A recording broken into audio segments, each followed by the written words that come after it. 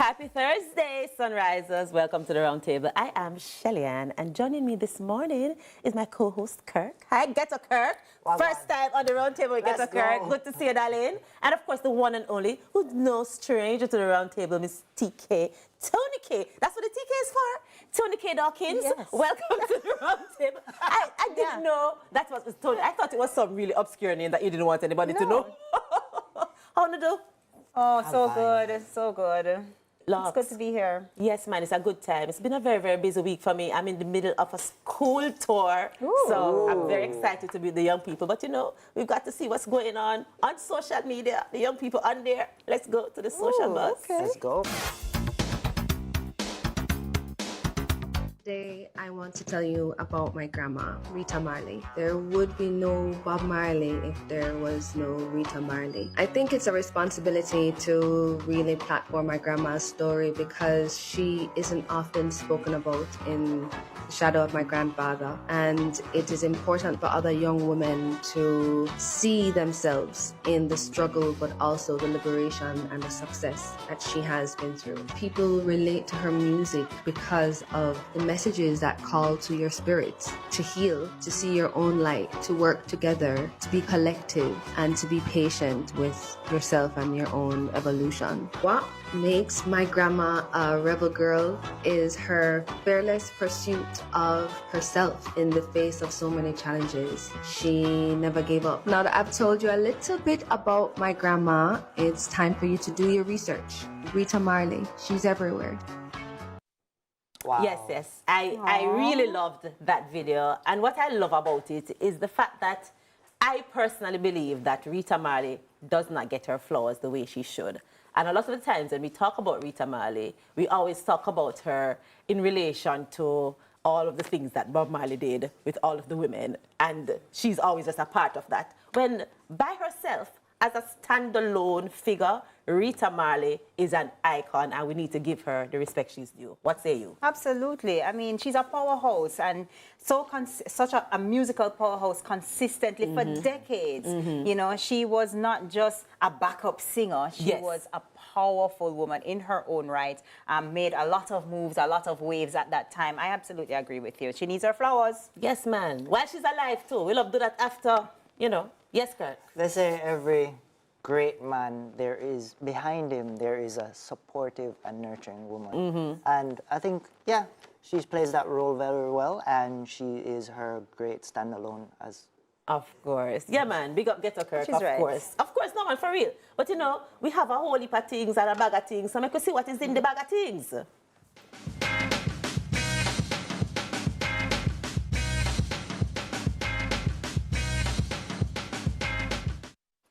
Well, I see TK with a bag on her lap. So, TK, what is in your bag of things? Well, you told me a bag of things. I brought the bag, and it definitely have things. Yes, ma'am. Right? And so, in honor of course, you know, our baby is born. Mrs. Kitty's baby is born. Baby's arrived. And healthy and well. So I saw these and, you know, thought of her, and it inspired me. So, of course, you know, new mummies all over. We need a photo album. Yes, and for I mean, the photo frame so that we can have baby all over the house, right? But also, you know, Mrs. Kitty, Mrs. Kitty, one of the smartest people that I know. Quite so. So we know her daughter is in for it. So, of course, books. Yes. Books is the way we go. Must. So we have some We books love that we're babies who highlighting. read. Yes. We love babies who read. Less screen time. So we have The Joys of Parenting. That's so a good one. This one is for you, Mrs. Kelly, Yes. not just the baby. But also for the baby, real quick, we can have Think Big, Little One. Of course, we're putting in big visions, big dreams for what's going to be a big, powerful woman I am sure in the she's future. already been thinking big in the womb. You know what so I it's mean? just about to be even more so. And of course, you have to have her first Bible and a baby's first Bible stories. Oh, shucks. Wow. Cute. These are important as Yes, well. You know, we ma'am. need a grounded baby. We love this for her. And last up, you know, every mother I've seen always the journal and chronicle everything. So baby's first year. Yes. You know, That's going to be always a memento. They always say babies grow up so fast, It's so true. it's always good. I wish my mom had this of me. Is that the one where you put the little baby footprint in there with the paint? It's too far back for your mother would have something like that. Cool, man. It's just that sometimes you can do ultrasound and pictures of the baby and notes and you know, just things like that. So in honor of you, Mrs. Kitty, we're thinking of you here and our baby girl. And that's my bag of things. Yes, I'm very happy that baby Shelly is finally here. I can't wait to meet her. And so, Miss Kitty, why is everyone naming the baby? Yes, but fun and joke aside, we're very, very happy to know the baby is healthy and good and you're doing well. So go on rest, Miss Kitty, we're thinking about you. Can't wait to see you and the baby. So go and take care of yourself same way. Something hot or something hot go? Yeah, man, we always like something hot in the morning, you know. Yes. Let's see what I keep in the box this morning. All right. Oh, Jesus. What's happening? Biological clocks. The dreaded femme fatale. Jesus. Biological clocks. All right. So let me see what's the easiest way I can explain this. I don't know why every time we talk about biological clock, we only focus it on women, as if men don't have a clock to. For them, clock run on a different time. But since we're talking about it run on money. It run on money. That's what it run on. Significantly different time. But if we're talking about female biological clocks, what we're talking about is that window where women can have children. And now that window, it starts at puberty and ends at menopause. Now, puberty is what happens when you're transitioning from child into womanness, and some sexual, secondary sexual characteristics develop. You have breasts, you get pubic hair, your womb, and your ovaries are activated. Your ovaries release an egg. The menstrual cycle happens, and the menstrual cycle is a part of the reproductive cycle. Now, when you get into menopause, menopause starts at the end of your first 12 missed periods. So that means for a year, you don't have any periods. After that, you're in menopause. Now, that can happen at different ages. I think the average age of menopause is about 51. But as we say about, because it has been younger, it has been older, dependent on the woman. Now, as it relates to the biological clock, it's a very, very big thing for a lot of women who started off, you know, wanting to do something before they start having children. And then when they start to try to have children, they come upon some roadblocks. But what are your thoughts? Let me just start with the man, sir, about, especially now you see a lot of women waiting to have children and finding out later that they're having challenges having children because of their system and different things that's going on in their bodies, that their biological clocks that are affected by waiting so long. What do you think? I think a lot of women don't know that it's not you just try one time and you get pregnant, right? A lot of women don't know that a lot of it is chance, right? To get pregnant, this is a statistic I found on our lovely friend Google. Of course, you know. I'm friends with that. So a woman at 25, the average woman at 25 has about a 25% chance to get pregnant every ovulation, right? The average time frame for a woman's cycle is 28 days. You have a 5-day window to get pregnant. After the 5-day window, you cannot get pregnant after that, right? And then here's the thing. If you're living unhealthy, you're not taking care of your body, that 25% chance actually goes down, right? And by the age of 30, that 25% chance actually becomes 20%, right? So each year, just take off 1%. As you progressively get older. As you get older. And then there's other risk involved, but we'll get into that later. Lifestyle and such. So it's best to always, you know, get your children as early as you can in a healthy way where there's no risk to you or the baby. There's always risk. Having children is a risk itself. TK, I see your face cringing up. I'm just listening to, I am listening to my brother. Don't set me up, Shelly. Don't set me up like that. No, what I would say as it relates to the biological clock, what I have found is that as somebody who is, I guess you'd consider older, I feel fabulous. Me too, my darling. But I would be considered old, and I don't have children yet.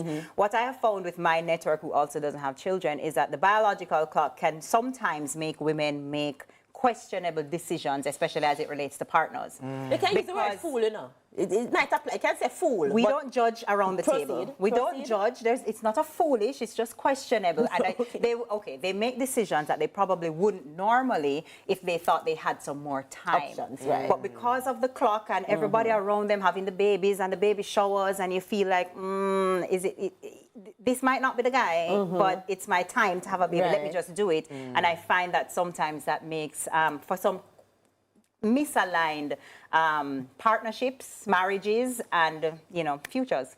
You can tell how well-read TK is. She finds all sorts of synonyms to replace the word she doesn't We want don't to judge. use, We so don't she doesn't judge. No, We don't judge. But I think you're right. I think that, generally speaking, when it comes to having children or the decision to have children, a lot of the pressure is on a woman to do it by a certain age. But the truth is, there are a lot of ways to become a mother. You don't necessarily have to have your own children anymore. Surrogacy has been on the rise of late. There are a lot of very wealthy women who are choosing that route to get somebody to carry the child, so they fertilize the egg and the sperm together and then implant it in another person. So they can get on with their life same way and still have a child without having to actually give birth. So that's an option as well. I think that's more of a consequence of the life choices that she's made as well. Because as you said, those services aren't very, accessible to the general public. Yeah, it's expensive. They cost a lot. Okay, they cost a whole lot. It's expensive. And it's only that little niche market at the top of the earnings. Those income earners can earn that much, right? So if they can get that service, it's because, all right, they've chosen a career that pays them well, they've built a business, to get to that level of success. But what I'm saying is, all right, so surrogacy is the most expensive option, but we have foster homes and orphanages and a lot of places filled with children that already exist. Adoption is also a way to become a mother. That's true. So we don't always have to work with what the body can do. And the reason why I mentioned that is that there are a lot of women who they have other issues that is not just the biological clock. They have reproductive health issues, PCOS, endometriosis, those things that affect their fertility. And then they end up in a situation where they go into grave depression because their bodies are not healthy enough to carry a successful pregnancy. And I'm saying there are other options. That's not the only way to do it. The truth of the matter, though, Shelly, is that the biological clock is definitely a societal construct that I think is a very powerful. It's very powerful. A guideline. Right? I'd say it's a good guideline for me personally. A good guideline is what you call it. I would say, I wish we spoke about the biological clock, at least for me, my family, and my age group earlier. Because, for me, it was always study, make sure you focus on your work. So focus on being successful, focus on being educated. And so that's what I did. And then, I thought back in the day when it was just being told to me about periods and pregnancy, I thought if you squint too hard around a boy, you get pregnant. Yes, ma'am. The thought of reproductive issues didn't come to mind. It was always, don't do this, don't do that, make sure you be careful, and so there was always stay away from, stay away from. Abstain and stay away from. And then you get older, you focus on what you were told to focus on, you study the books you were told to study, you do well in the career you were told to do well in, and then you say, okay, I'm ready now, and then it's like problematic, and you're like, wait, what? Nobody told me this. And if I had known, would I have made the same choices as a young professional that I did back then, had I known now? That's a very important point. That's very important, TK, because the truth is, the conversation about puberty that we're having with young people right now is woefully inadequate. And especially girls. We only tell girls about period and pregnancy. We don't tell them, when we talk about pregnancy, we talk about it in a way that it is something that you do not want. Avoid it, leave it alone. If you get pregnant, it's going to ruin your life. And then when you become a woman who wants to have children, now you're learning a lot of things that, in my opinion, you should have learned from that first level of conversation. So, Kurt, as a man, what do you think we need to do differently to help us be more aware of the biological clock and how we can benefit in the long run if we use that information? I think going back to school, we teach the children at a young age, right, where they get this level of education where it comes to getting pregnant, sexual education. We don't really do as much as we need to when it comes to the schooling system, right? I think that's where a good place to start. Even programs like what you're involved in would help a lot, right? So I think that is a great start. But then it's also a responsibility upon the women and the men to learn about these things on their own. Correct. Like me, for example, I have no training knowing about, you know, the women's autonomy and all of that stuff, right? I don't have any formal education. That's the words.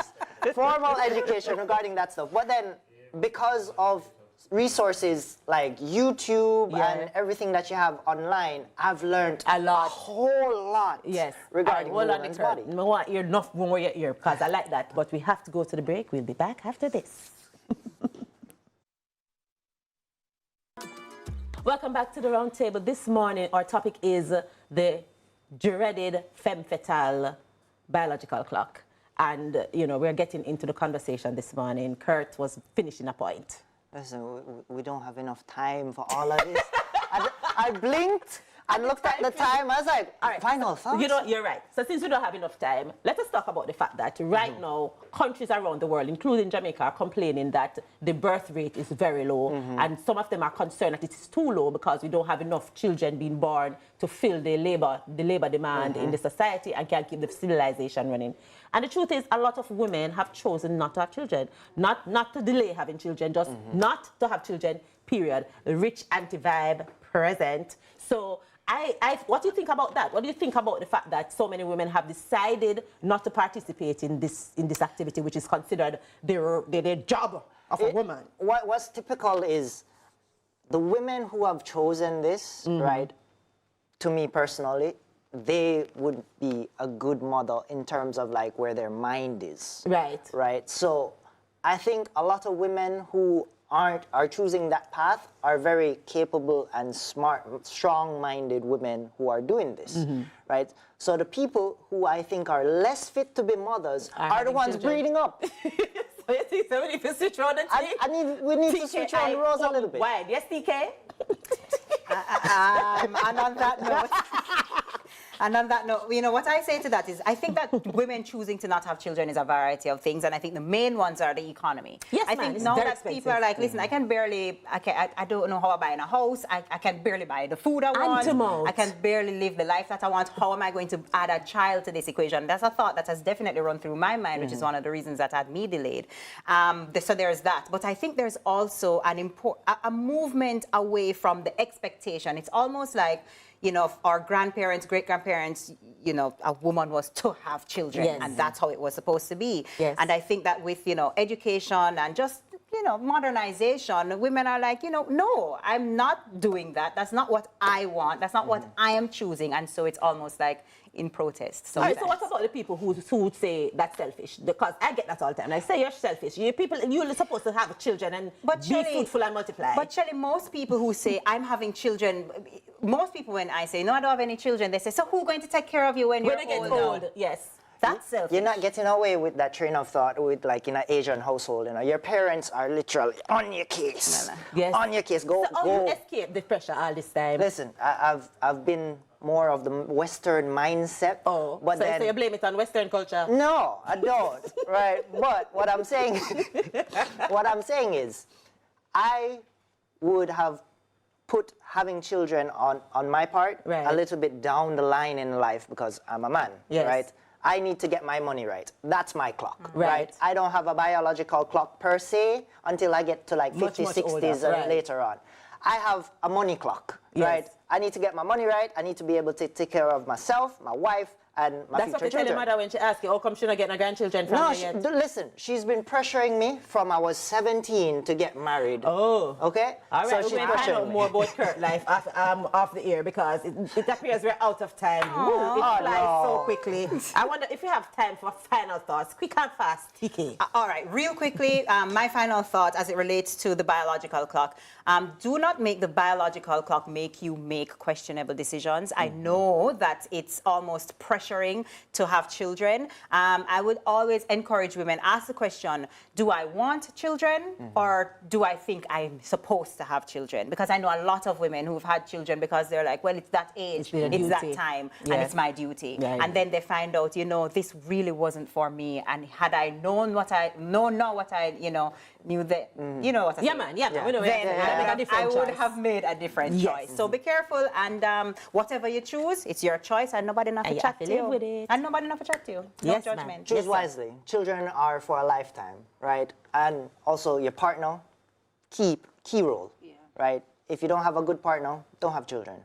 That's as simple as I can keep it. All right, well, I'm going to say, for those who choose not to have children, get yourself some nice friends and some enough money and travel the world and have a nice time. Amen. And make sure if you do decide to have children, children are a choice, not a consequence. Make sure that is something that you can live with and it's a permanent decision, all right? Thank you so much for joining us this morning. I don't like it, it got too fast. Tomorrow is a extra special International Women's Day treat. Do not miss it. We have an exclusive wake-up call with our very own new mommy, Mrs. Kitty. Oh, I'm going to tune in for that. I can't wait to see the baby. Bet the baby nice, don't it? I see a little head of curly hair and so nice picture. I'm excited. Anyway, that is a wrap. Yes, I enjoy other people's children. This is a wrap for the roundtable this morning. Enjoy the rest of your days. And as you go forward in the world, remember to be good and be on purpose. Walk good. Take care. Every morning I rise, I stare at the sun. I know it is a blessing. So when the evening comes, I lift up my eyes to this blessed old man. With my two hands in the air as far as I can. As far as I can. I can, yeah. My two hands in the air as far as I can.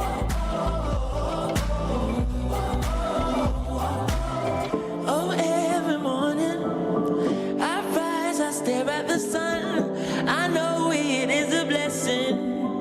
Yeah.